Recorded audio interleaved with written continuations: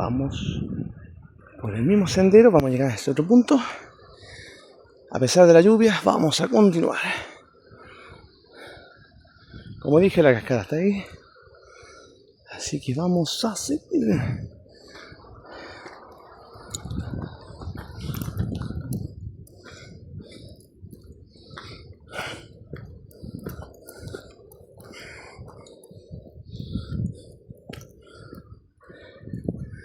Así que voy a mostrar un poco cómo se ve.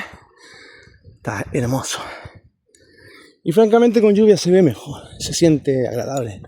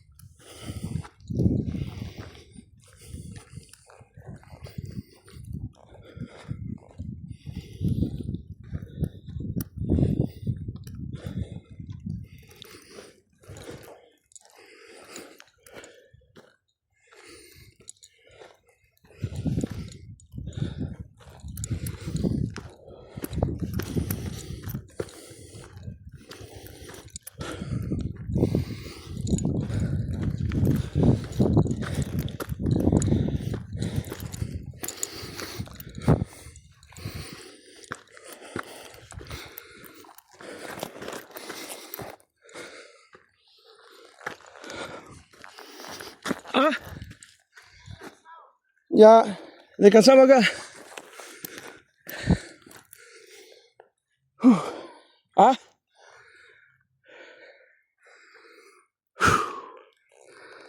llegamos arriba ya. Sí, vamos.